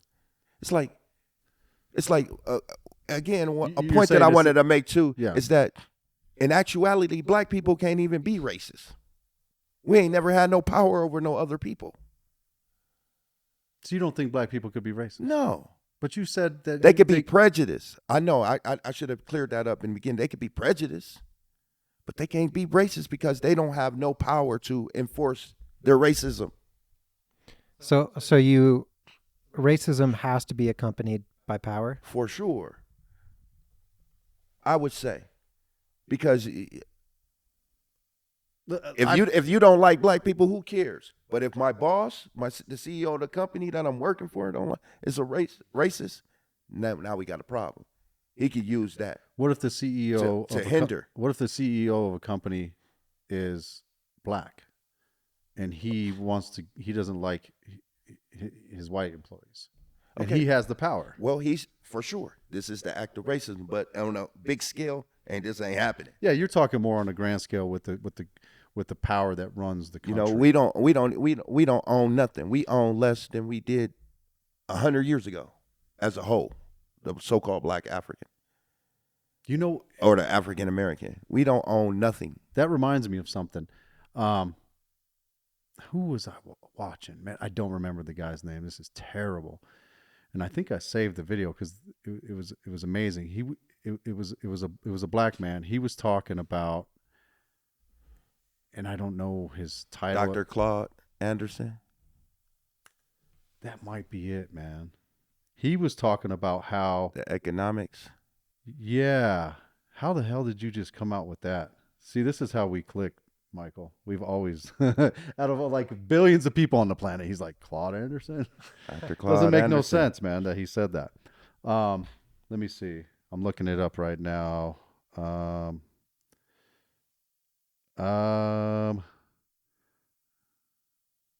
It's an older guy. Yeah, he's older. Yeah. Sorry, anybody listening, I'm messing you up. Economists or. Yeah. It's not Claude Anderson, but Boyce Watkins. Man, I know I saved the video, but you get a chance, check out Claude Anderson. He talk about racism and how it's a race. He used it as a race, like it's a start to finish. It's a race. Well, what? And we ain't even in the race. we have nothing. We totally outside the race. Is that how it feels, you think? Who? For a lot of young black males? Do you think Yeah. it feels that way? I For feel sure. I For feel sure. like they feel that way. Man, it's so bad now, man. Like where I live, I've watched 3 kids not even make it to 18 dead by violence. And 2 of them I told, I'd be like, hey, the first one I'd be like, hey, I see you, man. I see you got leadership skills, qualities. It's like lead the gangs. Don't no cripping, man. Leave that stuff alone. Please. I'm begging you. You know, he listened to me for while I'm talking. But next day, cripping again until he got killed in the Aurora Mall. Somebody shot him in the head, another little kid. Yeah. And then another kid, this just happened within the last year. A few months. He's 14 years old. I got on about sagging.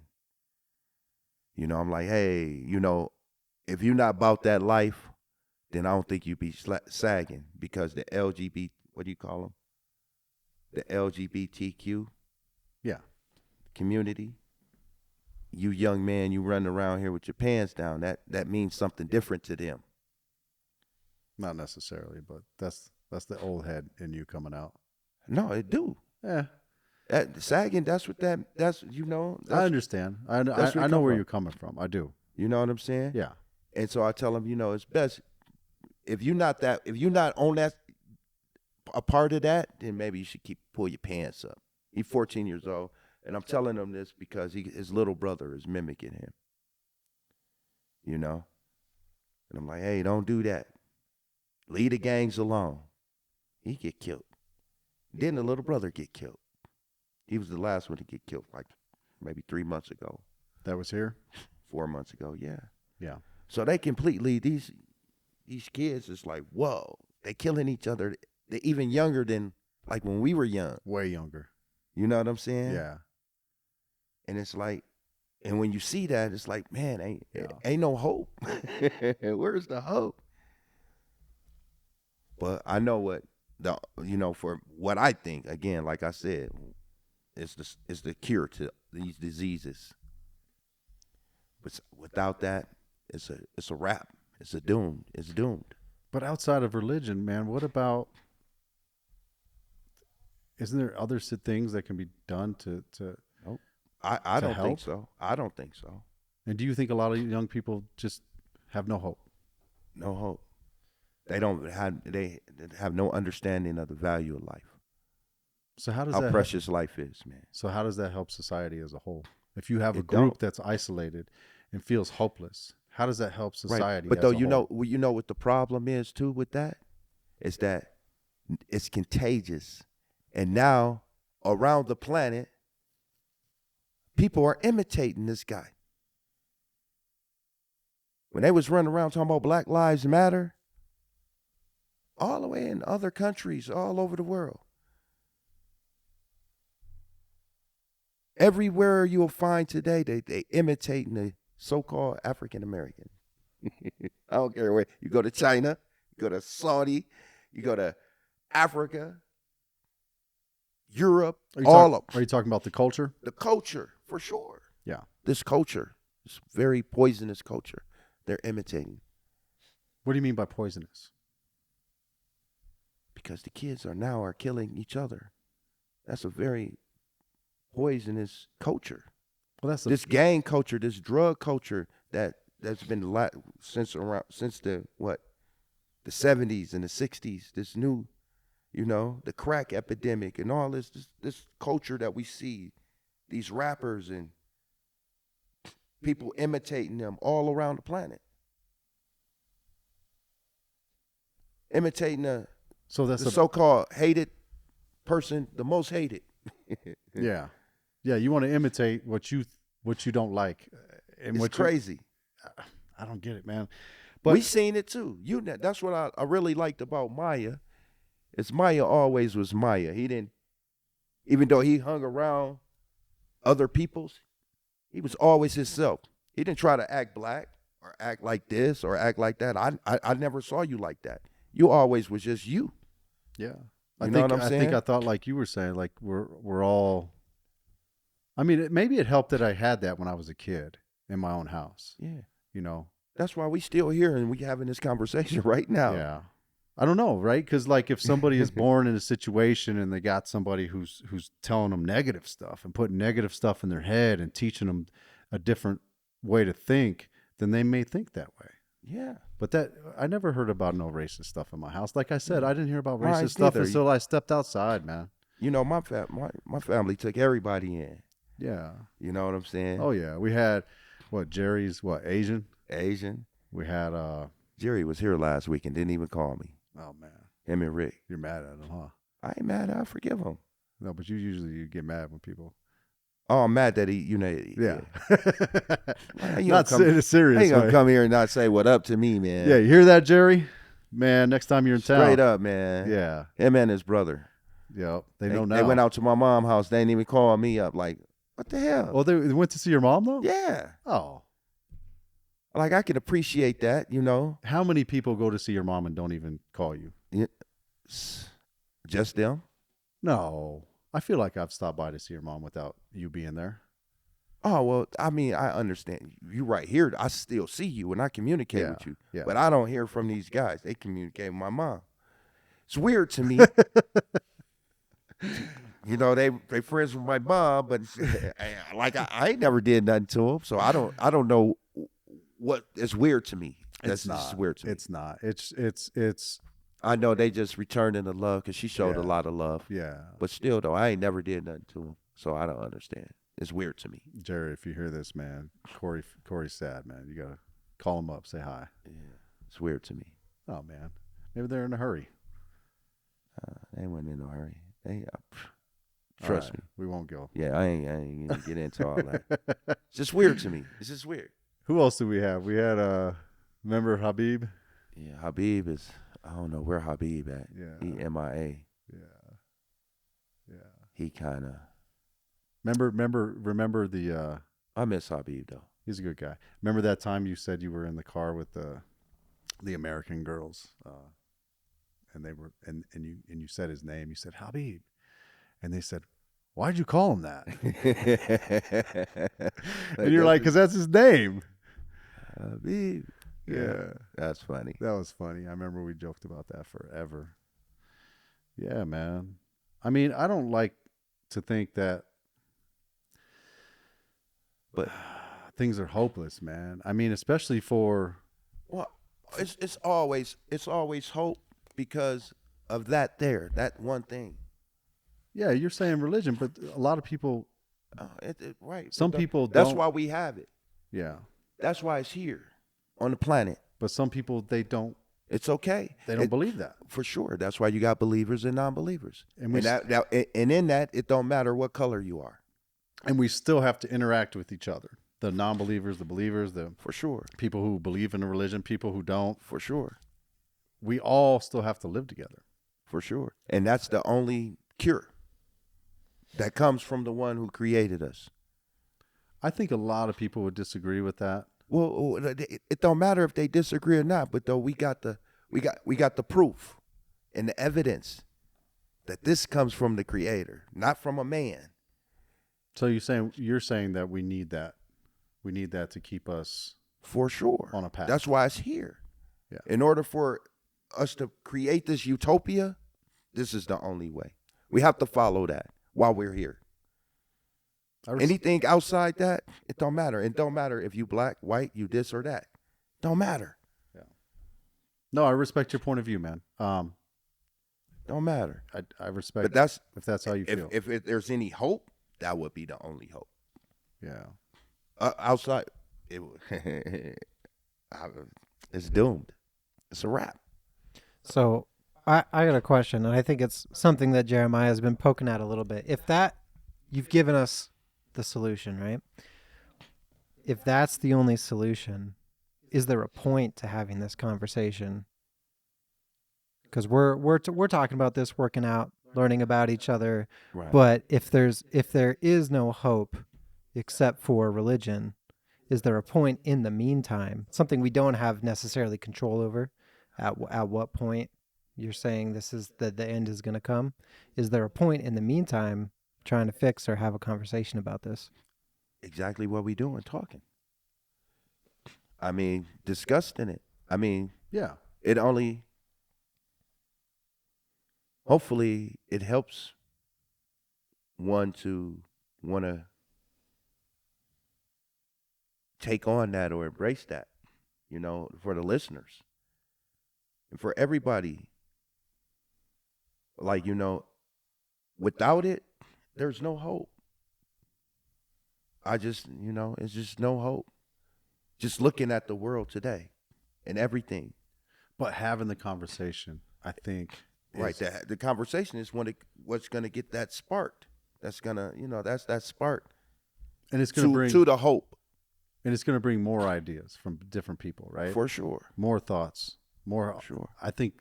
But though, the negative forces got us so divided, and that's why all this is going on. I think, personally. Everything that's going on is just division. You fat, you skinny, you this, you that, Oh, yeah. It's just this division. Yeah. I always said if everybody was the same exact color, and like there's no differences in color, and like we all have the same hair, the same color, you would still have discrimination. You would have sure. This one's tall, this person's short, this person's rich, this person's poor. You'd still have discrimination. I don't know if you could call it racism at that point, unless some people were like lighter skinned than the other, but you would still have discrimination. Oh, yeah. I believe that. For sure. Yeah. It don't matter. It just don't matter. It says it's what side you going to be on. Yeah. That's what the conversation. What side you on? Are you on this side? Because only two sides. And they ain't black or white. You either with the good side or you with the bad side. Right or wrong. Right or wrong. No gray area. No gray. No in between. No in between. And that's the only way. It's gonna duel out sooner than later. What do you mean duel out? It's gonna have to be war and bloodshed. Where? Everywhere in the world. Yeah. Well, that keeps happening. That keeps happening. But Keeps happening. For sure. But I mean, like on a scale that we ain't never seen before. Well, our technology's only getting better, but it's getting worse in that sense on weapons. Oh yeah. As the technology gets more advanced, I guess I should say, the possibility for greater destruction is there. Yeah. And what have we always done in the past? As soon as somebody could throw a rock at somebody else, they threw it. Yeah. As soon as somebody could stab somebody with a spear, they did it. Somebody could shoot an arrow, they did it. Somebody could shoot somebody with a gun, they did it. We could nuke somebody, we did it to Japan. As soon as we could do something, we did it. Once we start having some weapons, like we didn't do it, they did it. Who's they? The ones who did it. The ones who did it, for sure. I know. Along the way. I'm not a part of that. I know. I'm saying along the way. You're right. The person that threw the rock, the person that threw the spear, the person who did things to each other like that, for sure. Yeah, for sure. That's how mankind is. So yeah, I think that even now you see it with Russia and China and America and other groups, South America, other groups that are other countries that are. We're different. I think we have a hard time with getting past our differences, and those differences just dictate us sometimes. Like we just keep those differences there to a point where we do not allow each other just to live their lives, man. Does that make sense? I mean, even we're talking black and white, but it's not black and white. It's all over everywhere. Oh, yeah, it's bigger everywhere. Yeah, for sure. It's bigger than. It's not bigger even than black and white. This. If you look at that is just so minuscule. I mean, look really what's going on. You know what I'm saying? Look at Japanese and Chinese people. Yeah, they don't get along. Nope. South Korea, North Korea. Well, they're more the same people. then right, but they still don't get along. Yeah, but they have the same. They're a little divided. That's because of Politics. Yeah, politics. Well, they're the same people though. Oh yeah. I mean, you got people that look like each other. Just think that don't like each other. Even. Just think. I always refer to, because I get it's wisdom in the stories. The Moses. Just look at Moses, peace be upon him, and Pharaoh. They was the same. They looked just alike. Two different people though. Right. One was the group children of Israel. The other was Egyptians. Two different people, but they looked alike. Right. Right. And they oppressed. One oppressed the other. Mm-hmm. For those differences. Said you're different than us. Yeah. So you're going to be. We have the power right now. Yeah. So now you're going to be in this position. Yeah. We're going to keep you right there. Yeah. And they look the same. Yeah. Otherwise, he could have never been raised in a palace. We just keep doing it, man. Oh, yeah. Then there's weirdos like us that, I mean, like me, you said there's no. I'm a weirdo, too. You said there's no hope unless, but I still have hope otherwise, man. I mean, but I just don't see it. I don't like but you a good example of hope. You are your person. I've seen it. Oh, I appreciate that. You know what I'm saying? Imagine. More and more. That hope. Yeah. That's the hope. I mean, I look around 2023, I look around the planet, man. I mean, even outside of, you're right. You look past what we got going on here in America and you just look at it, the world. I mean, we're all humans some humans get along.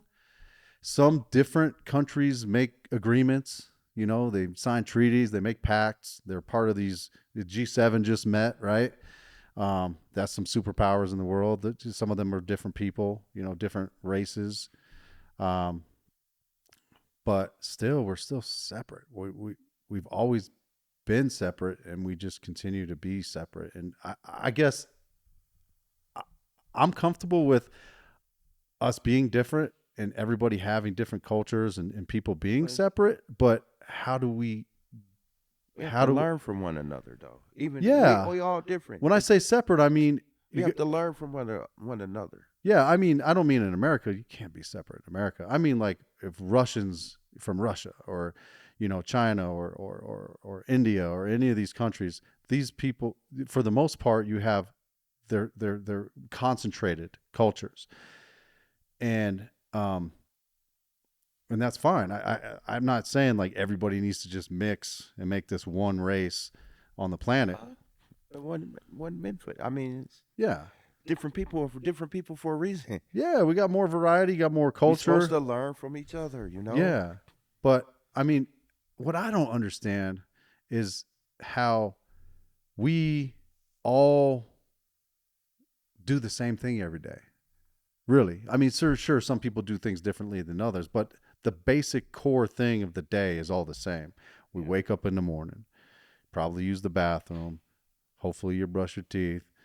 Everything. Everything's the same. You eat, right? You need substance. You need food, water. You're trying to achieve something that day, whatever it is. If you're trying to be an entrepreneur and make millions of dollars, or you're just trying to be a guy who's just doing something in the community, or everybody is trying to do something or achieve something.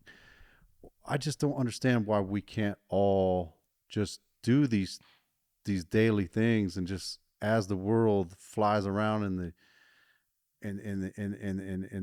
universe, we're just flying around on this rock. Why can't we just respect other people and everybody do their own thing? Why do we have to cause so many problems for each other? Because it's a third party. Yeah. Right. I know where you're going with this, but yeah, go ahead. I'm just saying that's just a third party. Yeah. That goal is, hey, let me divide these, make these differences, keep them divided, keep them fighting.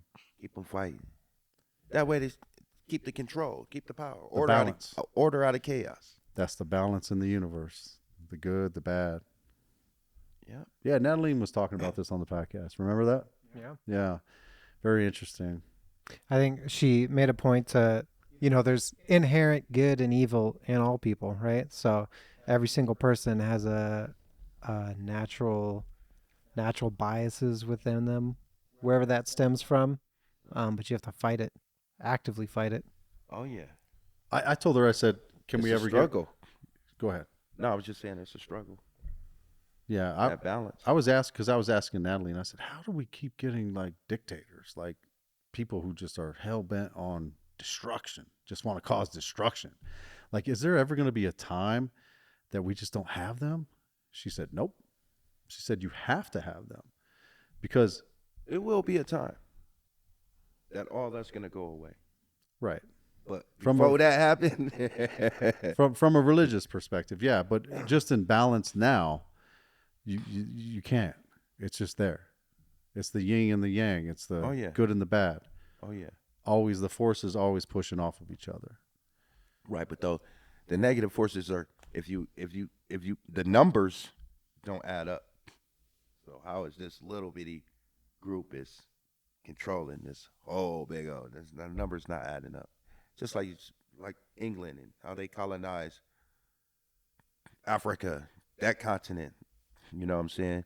Queen Elizabeth got her own national park. Went over there and slaughtered, killed all the people and said, oh, this for the queen.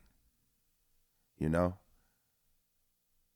I never understood how they could just walk into a place like India where there's just now there's 1 billion people, and back then there had to still be hundreds of millions of people.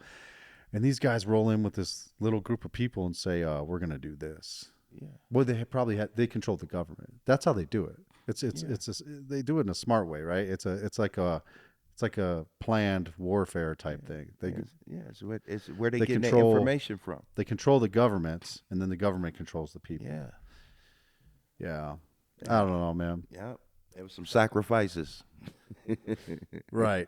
Some people sold out. That always happens. For sure. Yeah. There's always sellouts. For sure. They always sell out. For sure. Yeah. Man, but the main thing, I know you got to go soon, so we'll wrap this up. But I think what I've gotten out of this, and what I thought coming into this, and what I think anyways all the time, is people have to talk. Right. And don't get mad at each other. No. Talk. Yeah. Don't.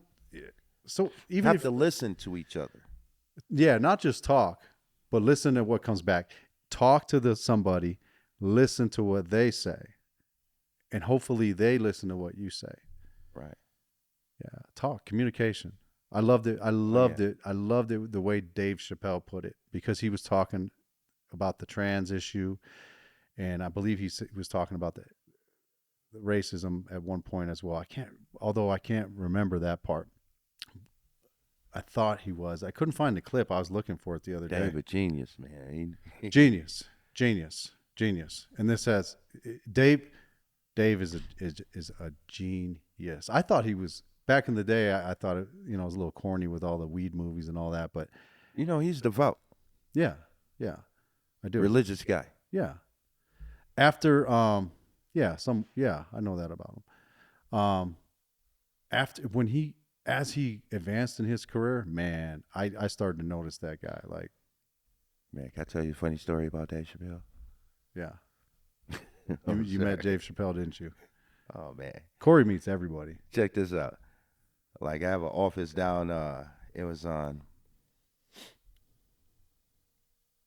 15th and or 14th and Blake. And like, I live in 5 Points, so I would just walk home. So I'm walking home. I get off work. I'm walking, and I see this guy, 2 guys. It's like a short guy, and a taller guy, and a taller guy buff. And I'm looking at him. I'm like, I walk past him. He smiles. They both smile. We don't say nothing. We acknowledge each other. And I'm thinking like, man, I think that's JoJo from Jodeci. You remember Jodeci? Yeah. Singing JoJo. R&B group. R&B group. Yeah. So I'm thinking, I get home, I tell the lady, I'm like, baby, you know, I think I just seen JoJo from Jodeci, but I'm not sure. The next day, my friend is remodeling or adding on to his art gallery. Has an art gallery like off of 20th and Arapahoe right there, or it was at the time. And so I would stop by every other day, check it out to see what it's looking like. Smoke a little herb with him or whatever. But the next day I go in there, and guess who in there? The same guy that I saw walking by, and it's Dave Chappelle. Nobody's there. Dave Chappelle, his wife, and another guy, and Kurt, and a couple other people. And I'm just like, Dave, man, do you know, yesterday I saw you, and I went home and told my girl that I think I saw JoJo from JoJo. What did he say? He just looked at me like, he's like, what? That's funny. Stupid, man. Man, Khouri meets everybody. I remember one time I went to a comedy show, and after the comedy show, I was talking to Ari Spears, the comedian. And Ari. Ari? Spears. Yeah. Sorry, Ari. Get it right. I was talking to Ari Spears, and I talked to Khouri. I said, man, I met Ari Spears. He's like, yeah, I was just hanging out with him the other day. Remember you told me that? Yeah. I was like, Ari this, Spears. I was like, this dude. I got pictures with on my somewhere. Yeah. Of that day. Yeah. Yeah. I was like, this guy. Thought I had one up on him. Yeah, that's a weird thing about. I'm still trying to figure this out about all these people. Like just even growing up, listening to like, say Rakim or listening to Method Man and Redman and being around them. Like it's no like I'm sitting here with y'all. You know what I'm saying? Yeah.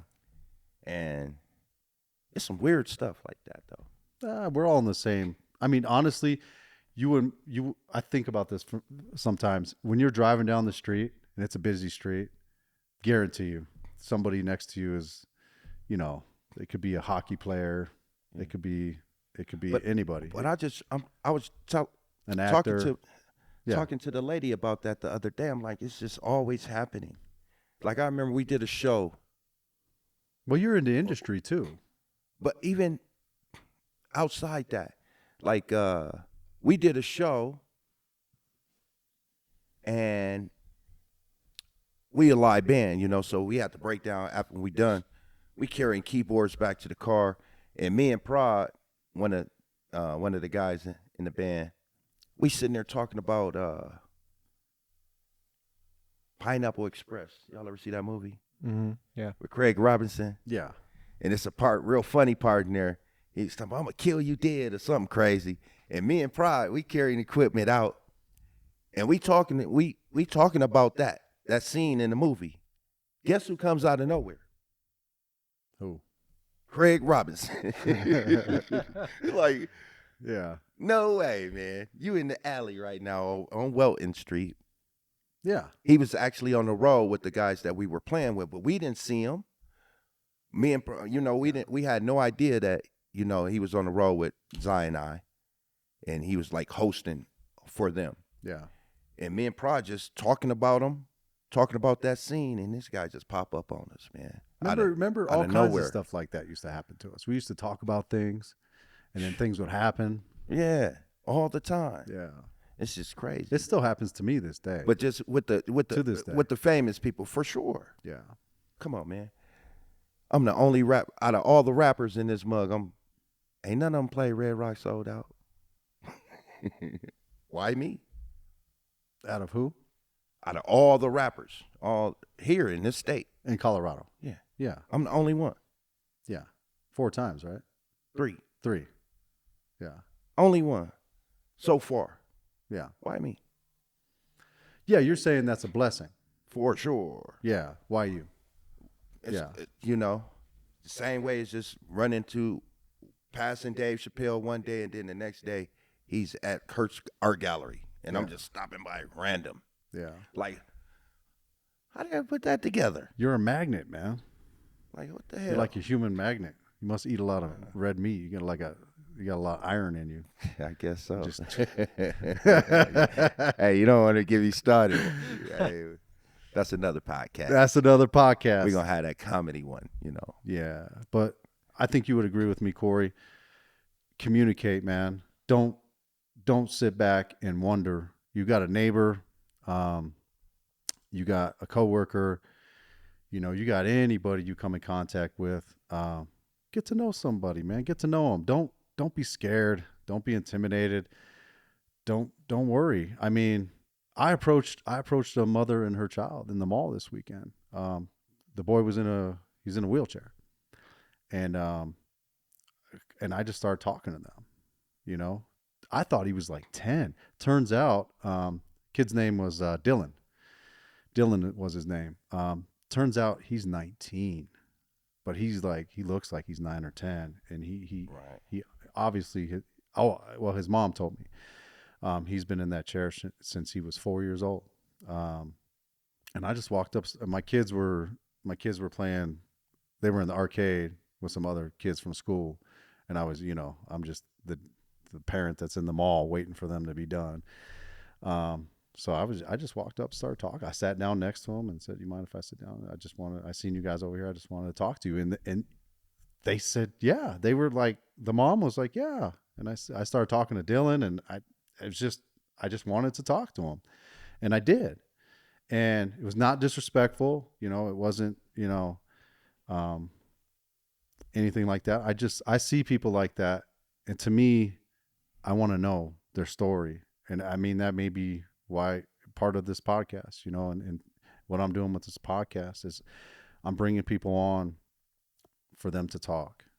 And I think all of us have to talk. I want everybody out there to do their own podcast with somebody. I'm not saying with the mic and cameras, but do your own The Our World podcast, because we're all on this planet together.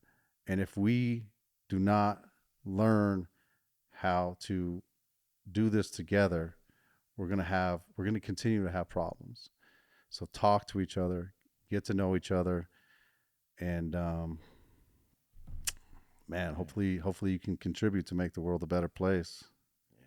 We can.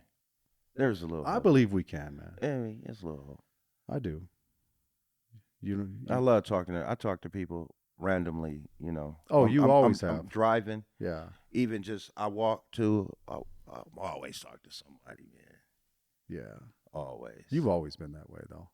Even more than me. This guy, it just brings somebody new to the group. Like, this is so and so. Yeah. That's just how you are. That's why you're the magnet, man. That's why you're a magnet to all these people. So keep doing that, man. Oh yeah, man. More people like you on the planet. More people like you. Like us. Like us. You know. That's all we need, man. It's just don't judge. Don't hate. I know that's a cliche. But I only hate one thing. The negative forces. Yeah, man. Negativity, the drama drives me Anything nuts. outside that, I don't. I got love for. Yeah. Well, thanks for coming, Khouri. Hey, appreciate it. Thank you for having me. Oh, you're gonna be back, I'm sure. know, We're gonna dig into some of those other things. Maya got me a little tired today. I've been grinding it out, but I came. I said I was coming, and I made it. Yeah. Yeah, Khouri told me he was really tired before he came. He said he only got 1 hour of sleep last night. Yeah, a couple hours. But yeah. Thank you for coming, man. Even with being tired. Yeah, man. Appreciate it. Told you I was coming, and I'm gonna come. Appreciate it. I'm glad that you're doing this, man. This is awesome. Yeah, man. I think you it's a calling. We'll see. I'm getting better, I hope. Oh yeah. It's only hey, this is my first time being on a podcast. I did radio interviews and little stuff, but this is like totally different. Oh, you did great. Oh, it's all right. Might need to bleep some of that. Nah. All right, Khouri. Right on, man. Yeah. Appreciate you. Appreciate you, bro. Right on. Peace. Peace. Hey,